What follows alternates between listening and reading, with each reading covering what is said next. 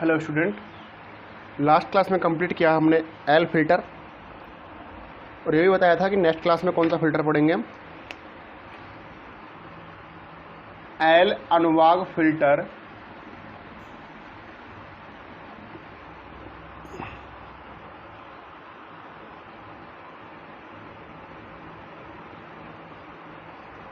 या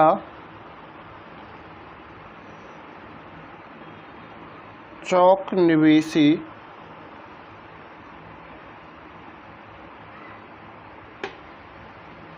LC filter, L section filter या चौक input LC filter. L section filter और चौक इनपुट एलसी फिल्टर। सबसे पहले इसका डायग्राम देखते हैं। अब किसके अंतर्गत पढ़ रहे हैं हम? फुल वेव रेक्टिफायर के अंतर्गत फिल्टरों को। तो फुल वेव रेक्टिफायर में हमें मालूम है कितने डायोड उपयोग करते हैं हम, 2 डायोड। तो डायग्राम देखो बेटा इसका।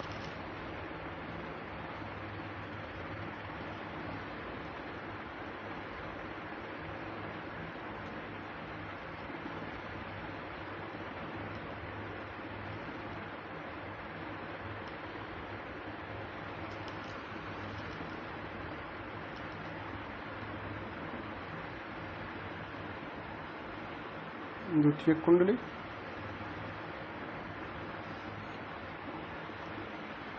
डायोड D1 और डायोड D2, और दोनों डायोड क्या करते हैं हम आपस में एक दूसरे से कनेक्ट कर देते हैं। कुंडली के मध्य भाग का ये सिरा ले जाके और लास्ट में लगा दो आप लोड रेजिस्टेंस RL, ओके, और इसको कर दो आप वो संपर्कित। और यहाँ मध्य में एल फिल्टर में क्या लगाया था हमने, कुंडली एल। तो कुंडली एल एवं लोड रेजिस्टेंस RL के मध्य में क्या लगा दो,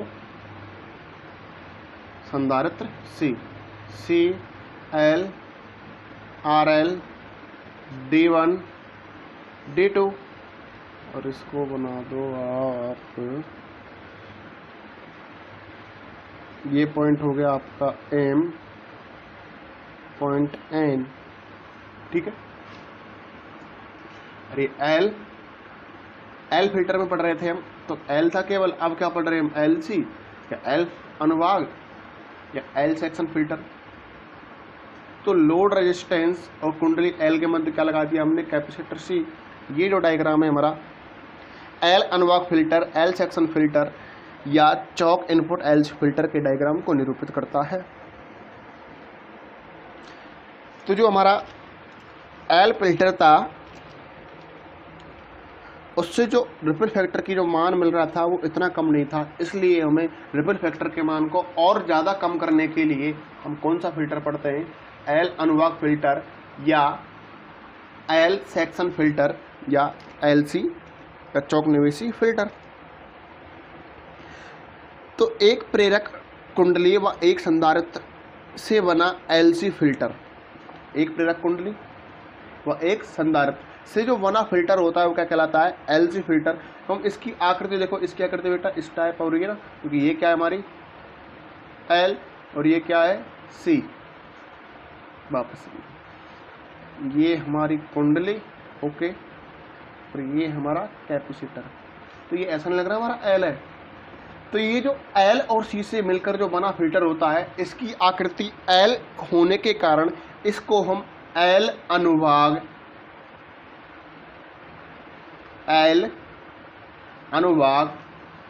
फिल्टर कहते हैं। जब रेक्टिफायर से जो प्राप्त स्पंदन मान डीसी वोल्टता प्रेरक कुंडली में प्रवाहित होती है, तो इसका जो डीसी वोल्टता या कहें डीसी वोल्टेज कंपोनेंट घटक प्रेरकत्व की प्रतिबाधा से शून्य होने के कारण निर्बद्ध रूप से प्रवाहित होता है, जबकि एसी वोल्टेज कंपोनेंट या रिपल फैक्टर कंपोनेंट के लिए प्रेरक कुंडली की प्रतिबाधा के कारण रिफिल फैक्टर वोल्टेज का क्या होता है, पतन होता है। इससे जो निर्गत या कहें आउटपुट वोल्टेज या आउटपुट करंट में जो धारा शेष रह जाती है उसको संधारित्र C या कैपेसिटर C प्रदान करता है, और दिष्ट परिपथ एक छलनी के समान कार्य करता है। अर्थात जो हमारा जो डीसी जो सर्किट है वो एक छलनी की तरह कार्य करता है। उसमें से छन छन के केवल क्या बाहर निकलेगी, एसी करंट या एसी वोल्टेज, जो उर्मिका धारा को या एसी धारा को उपपथ प्रदान करके अलग करता है, और उर्मिका आवृत्ति के लिए चौक का प्रतिघात अधिक तथा संधारित्र का प्रतिघात कम। इसके लिए XL का मान तो अधिक होता है, जबकि XC का मान क्या होता है, कम होता है। LC फिल्टर के अंतर्गत रिपल फैक्टर के लिए जो कुंडली के कारण जो प्रतिघात होगा XL, उसका मान ज़्यादा होता है, जबकि XC का मान क्या होता है, कम होता है।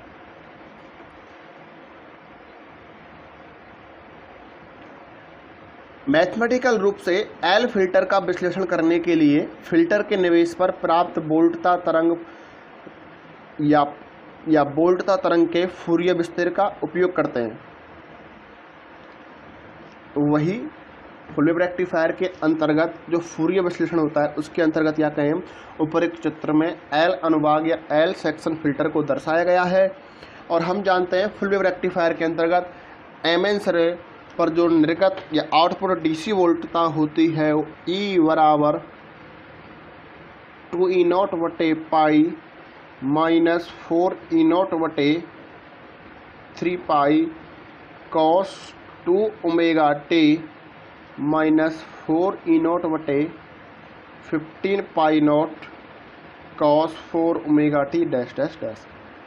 इस वोल्टता का प्रथम पद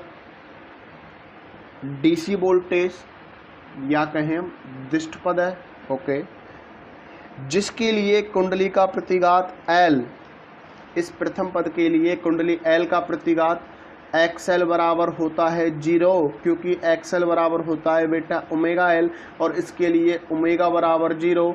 जब ओमेगा बराबर 0 तो XL बराबर क्या मिलता है, 0।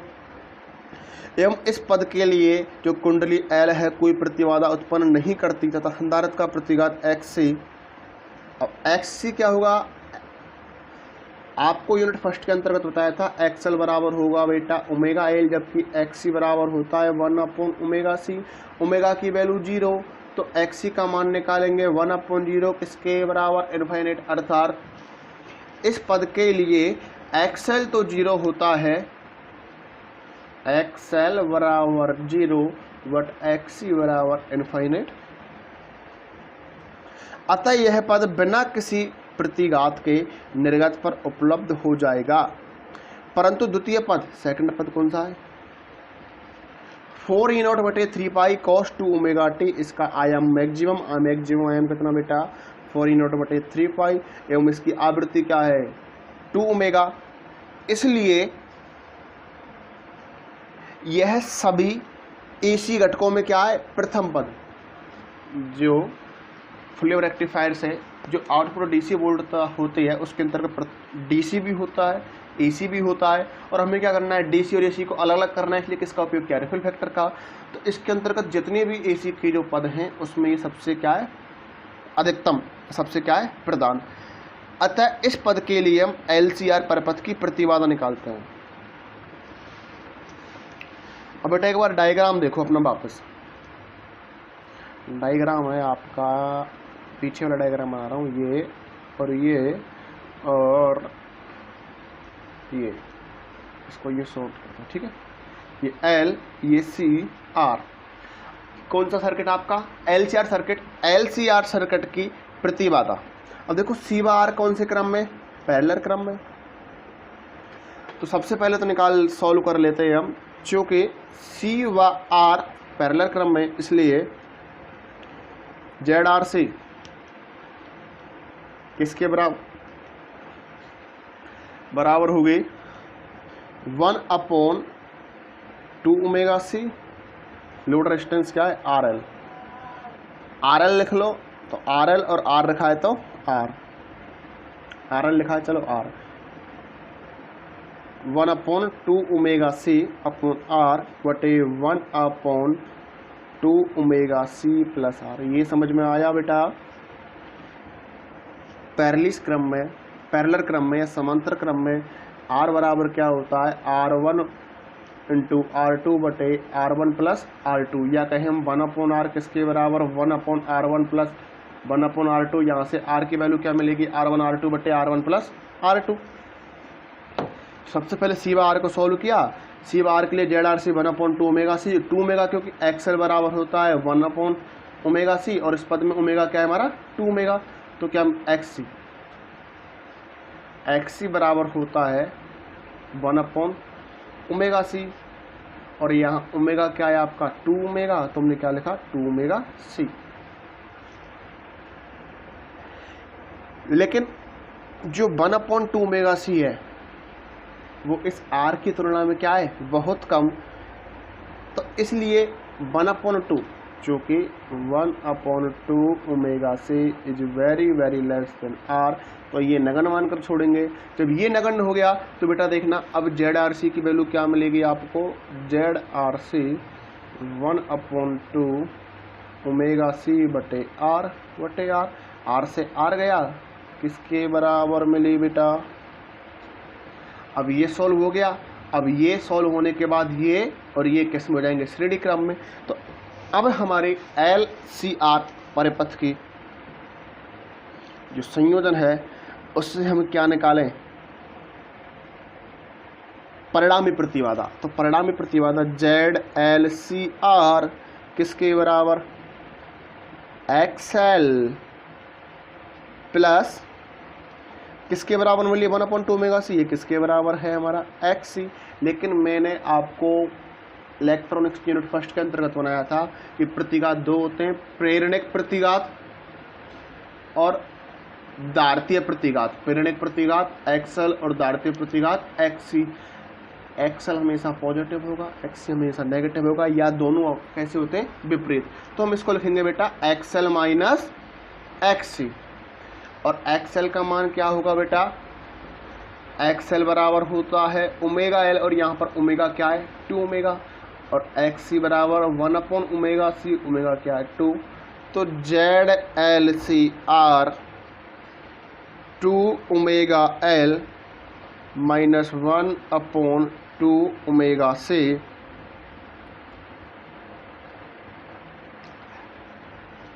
अतः कुंडली से प्रवाहित एसी करंट, तो आई ए सी, और आई बराबर क्या होगा बटा V/R, तो VAC बटे कौन से सर्किट की बात कर रहे हैं, LCR, ZLCR, और BAC क्या था हमारा द्वितीय पद, तो BAC की वैल्यू 4E0 बटे 3 pi cos 2 omega t upon 2 omega L minus 1/2 omega सी।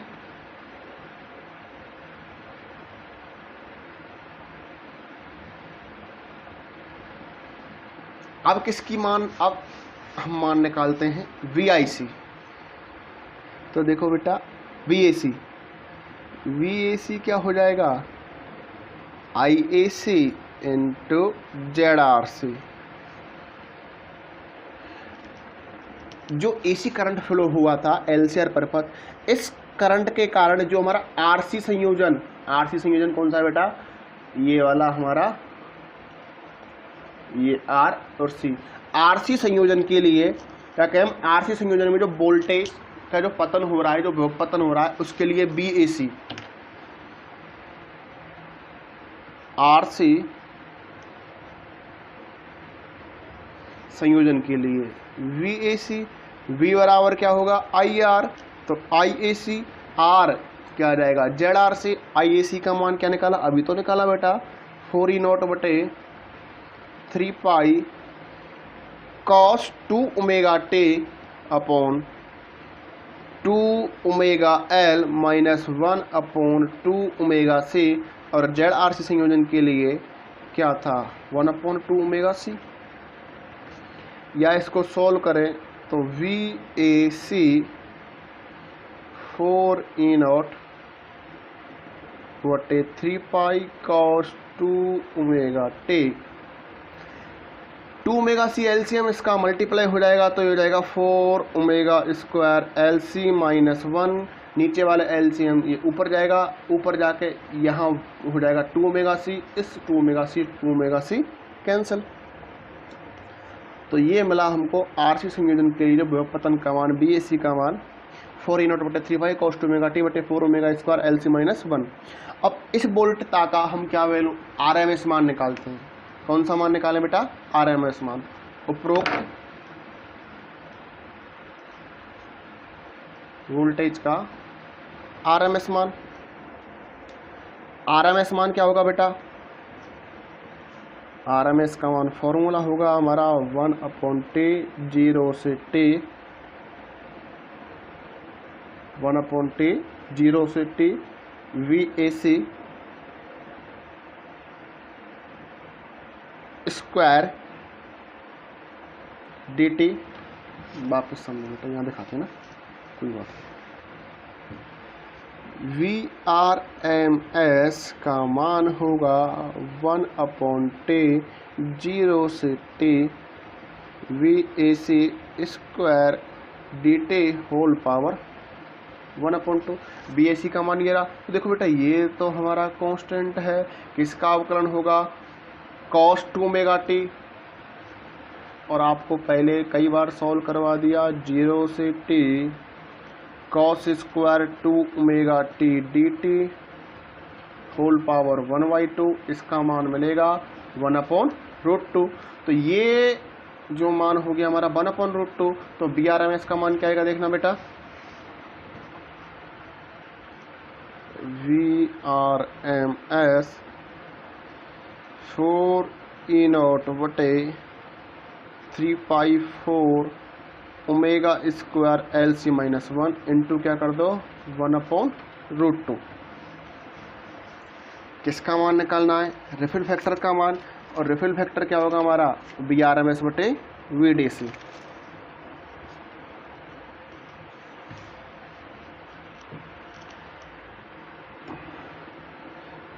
VRMS upon VDC। BRMS का मान ऑलरेडी है, किसका डिवाइड कर दो? VDC का। और VDC क्या था हमारा? प्रथम पद। तो VDC था हमारा 2E0 बटे पाई। पाई जाएगा ऊपर, ऊपर जाके पाई से पाई कैंसिल, E0 से E0 कैंसिल, और ये हमारा 2 नीचे,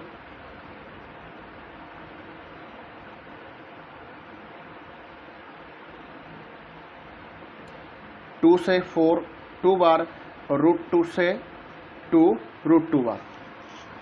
अरे E0 से E0 कैंसिल, पाई से पाई कैंसिल, ये इस 2 से 4 2 बार, नीचे वाले √√ से 2 √2 बार। तो R बराबर मिलेगा बेटा √2 बटे 3 4 ओमेगा स्क्वायर एलसी माइनस 1। क्योंकि L और C क्या है? बड़े हैं, इनके मान क्या हैं? लार्ज हैं, बहुत अधिक। जब L और C के मान बहुत अधिक है तो 4 ओमेगा स्क्वायर LC तो क्या हो जाएगा? वेरी वेरी ग्रेटर देन किसकी तुलना में? 1 की तुलना में। तो 1 को छोड़ेंगे नगण्य मानकर। जब 1 को हम नगण्य मानकर छोड़ते हैं तो बेटा रिपल फैक्टर R बराबर मिलेगा आपको √2 बटे 4 × 3 12 ओमेगा स्क्वायर LC।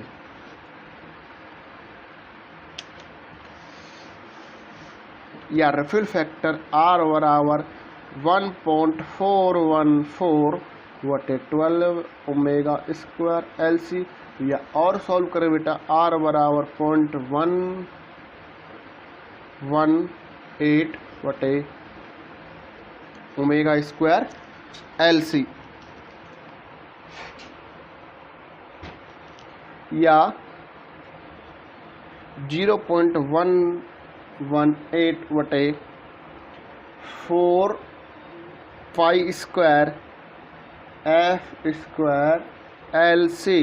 क्योंकि बेटा ओमेगा बराबर 2 पाई F ओमेगा क्या हो रहा है स्क्वायर, तो 2 4 4 pi square F square.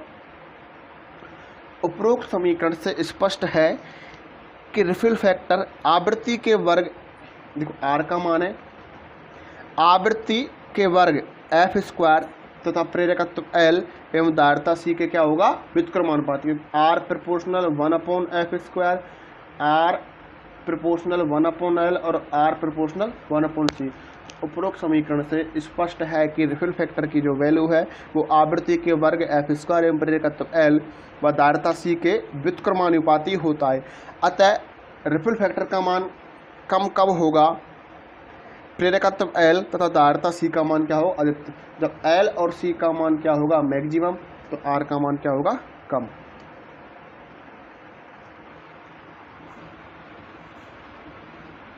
Next topic है बेटा, ये जो टॉपिक करा रहा हूँ पीडीएफ में नहीं है, तो आपको अलग से नोट करना है। एल फिल्टर या एल्च फिल्टर के अंतर्गत ये हमारा ये टॉपिक निवेशी प्रेरकत्व का एक नंबर छोटे छोटे क्वेश्चन में आता है, एग्जाम की दृष्टि से काफ़ी इंपॉर्टेंट है, कई बार पूछ लिया इसलिए आपको करा रहे हैं। निवेशी प्रेरकत्व का क्रांतिक मान या circuit value of input inductor. निवेशी प्रेरकत्व का क्रांतिक मान critical value of input inductor. निवेशी प्रेरकत्व का क्रांतिक मान critical value of input inductor. तो बेटा देखो एलसी फिल्टर में कम लोड पर ही, अर्थात जो लोड रेजिस्टेंस आर माना या आरएल माना, उसके अधिक मानों व कम लोड धारा के लिए संधारित्र अधिक प्रभावी होता है। जो एलसी फिल्टर होता है उसमें कम लोड पर अर्थात आरएल के अधिक मानों व कम लोड धारा के लिए संधारित्र क्या होता है अधिक प्रभावी होता है।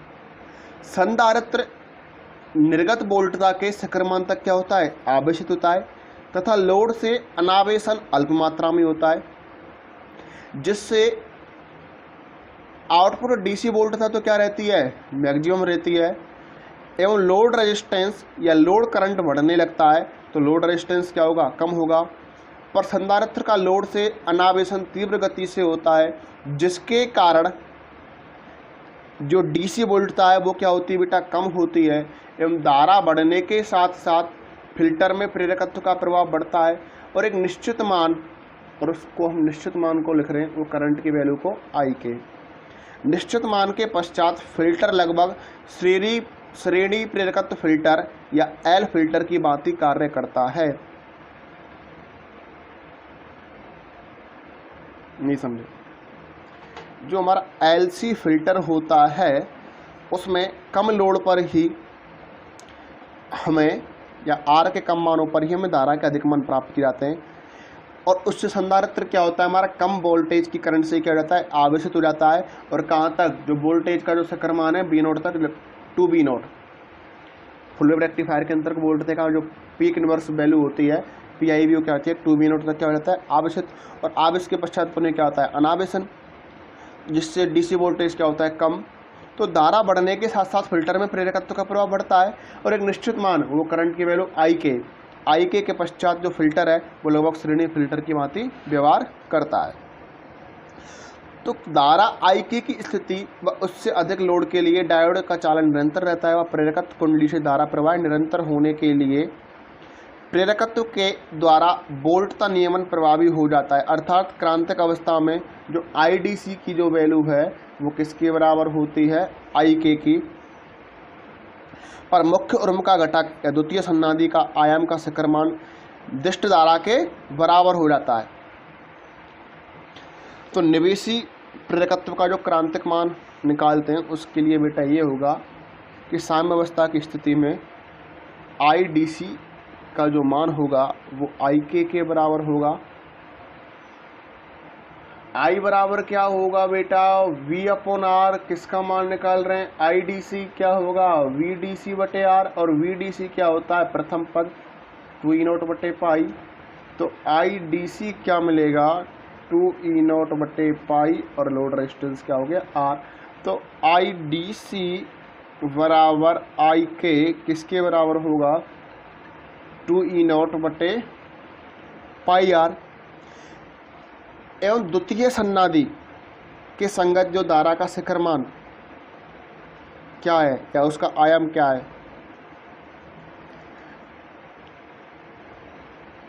4 ई नॉट बटे 3 पाई, ये तो वोल्टेज का मान होगा। और आर, तो आर जो प्रतिबाधा निरूपित कर दिया हमने Z2,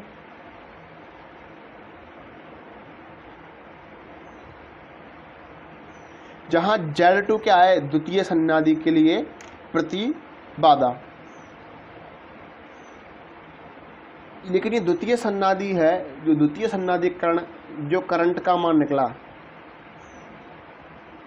द्वितीय सन्नादि, ये साम्यावस्था की स्थिति में या क्रांतिक अवस्था की स्थिति में किसके बराबर होगा, प्रथम के बराबर, अर्थात 2 ई नॉट बटे पाई आर किसके इक्वल होगा 4 ई नॉट बटे 3 पाई Z2। ई नॉट से ई नॉट कैंसिल, पाई से पाई कैंसिल, 2 से कितनी बार गया 2 बार, तो यहाँ से R बराबर कितना मिला 1.5 Z2।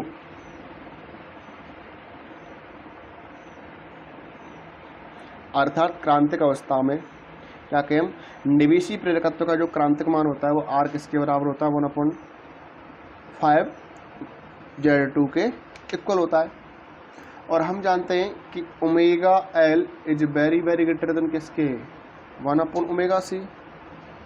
तो Z2 का जो मान होगा वो किसके बराबर होगा 2 omega L minus 2 omega c, या किसके बराबर होगा 2 ओमेगा एल, क्योंकि ये क्या होगा कम, तो इसको लेस देन नगण्य मानकर छोड़ देंगे। तो अब क्रांतिक अवस्था में जो लोड रेजिस्टेंस मिलेगा R बराबर 1/5 Z2 का मान क्या है 2 ओमेगा एल, या L बराबर क्या मिलेगा बेटा R/3 ओमेगा। तो IDC क्रांतिक अवस्था में करंट, क्रांतिक अवस्था में जो करंट की वैल्यू I के बराबर क्या थी आपकी 2 ई नॉट बटे पाई आर, 2 ई नॉट बटे पाई आर। लेकिन इस कंडीशन के अंतर्गत यदि हम R का मान पुट करें, यहाँ से R बराबर क्या मिलेगा 3 ओमेगा एल, तो ये हमको मिल जाएगी 3 पाई ओमेगा एल।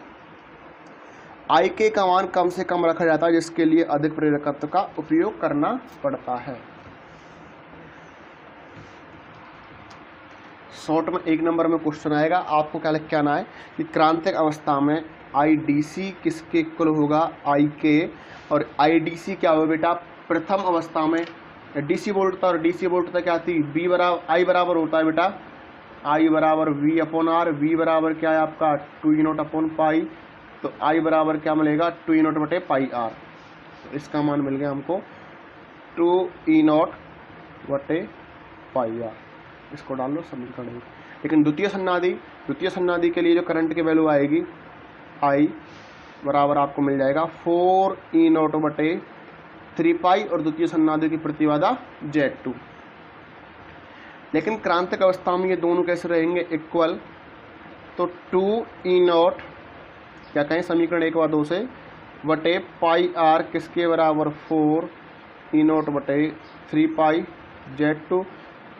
ई नॉट पाई पाई गायब, 2 से 2 गायब, तो यहाँ से मैं R का जो मान निकालूंगा वो 1.5 Z2।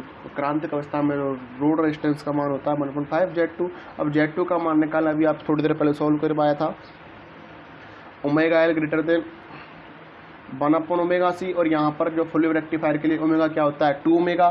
तो संयोजी प्रतिबाधा आएगी Z2 बराबर 2 omega L minus 1/2 omega c। लेकिन ओमेगा एल का मान ज़्यादा, इसका मान कम, तो परिणामी प्रतिबाधा क्या होगी 2 ओमेगा एल। 2 ओमेगा एल का मान यहाँ पुट करेंगे तो R बराबर 1.5 2 ओमेगा एल, या 1.5 का मल्टीप्लाई 2 से करेंगे तो 3, तो R बराबर क्या मिल जाएगा आपको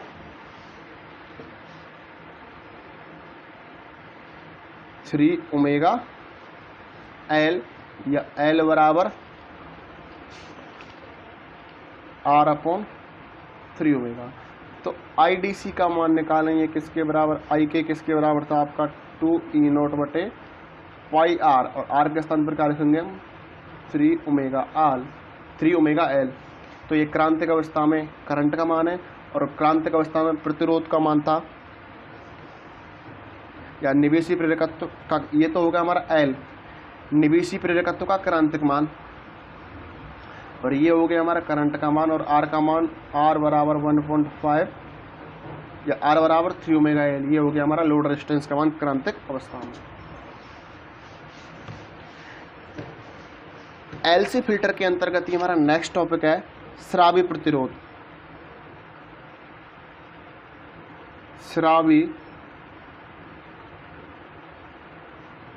प्रतिरोध, तो बेटा स्रावी प्रतिरोध क्या होता है कि लोड प्रतिरोध में से, या कहें हम लोड रेजिस्टेंस का मान अधिक होने पर जब लोड धारा क्रांतिक धारा IK से कम होती है तो निर्गत दिष्ट वोल्टता में वृद्धि होती है, और दिष्ट वोल्टता का यह परिवर्तन रोकने के लिए लोड प्रतिरोध के समांतर क्रम में एक प्रतिरोध लगा दिया जाता है, जिससे RL अधिक होने पर लगभग धारा IK प्रवाहित होती है। इस प्रकार परिणामी लोड धारा IK से कम नहीं हो पाता और निर्गत दिष्ट वोल्टता नियत बनी रहती है, अर्थात लोड रेजिस्टेंस के समांतर क्रम में जोड़ा गया प्रतिरोधी स्रावी प्रतिरोध कहलाता है। लोड रेजिस्टेंस या लोड प्रतिरोध के समांतर क्रम में जोड़ा गया प्रतिरोध स्रावी प्रतिरोध कहलाता है। क्यों जोड़ते हैं इसको, क्योंकि जब लोड प्रतिरोध का मान अधिक होता है तो लोड धारा, जो लोड रेजिस्टेंस RL से जो धारा IL जो प्रवाहित हो रही है उसका मान IK से क्या होता है, कम होता है, अर्थात आउटपुट वोल्टेज का मान IK से कम हो रहा है। इसको रोकने के लिए कि IL का मान IK से कम नहीं हो, हम लोड रेजिस्टेंस के पैरेलल क्रम में एक प्रतिरोध जोड़ते हैं, उसको हम स्रावी प्रतिरोध कहते हैं। नेक्स्ट क्लास में कंप्लीट करेंगे, नेक्स्ट क्लास में कंटिन्यू करते हैं हम C फिल्टर, और C फिल्टर आपका एग्जाम की दृष्टि से काफ़ी इम्पोर्टेंट है। जितना डेली के डेली आपको करा रहे हैं उतना ही PDF में से नोट करना। आज आपको PDF डाल दी जाएंगे। जो कोई प्रॉब्लम आ रही हो कहीं भी किसी टॉपिक में तो मुझे कॉल करें या व्हाट्सएप पर मैसेज करें। क्लास अवश्य लें। आप लोग लाइव क्लास अटेंड नहीं कर रहे हैं तो उसका जो भी परिणाम होगा वो तुमको ही भुगतना होगा, या जो भी तुम्हारे लिए एग्ज़ाम इस साल ज़रूर होंगे, ये मत सोचना कि आपके एग्ज़ाम नहीं होंगे, ये प्रमोट कर दिया जाएगा। और प्रैक्टिकल नंबर भी जाएंगे। फर्स्ट ईयर में तो आपका प्रैक्टिकल नंबर नहीं गए, तो इस साल जो प्रैक्टिकल नंबर जाएंगे वो उसी आधार पर जाएंगे कि कौन कौन से बच्चे क्लास ले रहे हैं, क्योंकि जो बच्चे क्लास ही नहीं ले रहे तो प्रैक्टिकल करने के आएंगे तो प्रैक्टिकल में भी क्या नॉलेज होगी उनको। और ये जो आपका चैप्टर चल रहा है इसमें प्रैक्टिकल, पहला प्रैक्टिकल है इस चैप्टर से हाफ वेव रेक्टिफायर अर्धतरंग दृष्टकारी, दूसरा प्रैक्टिकल है फुल वेव रेक्टिफायर पूर्णतरंग दृष्टकारी, NPN ट्रांजिस्टर, PNPN ट्रांजिस्टर, चारों के चार प्रैक्टिकल इसी चैप्टर से आएंगे आपको। तो क्लास, लाइव क्लास ज़रूर अटेंड करें, और कहीं भी कोई भी समस्या आ रही है तो कॉल करें या व्हाट्सएप पर मैसेज करें।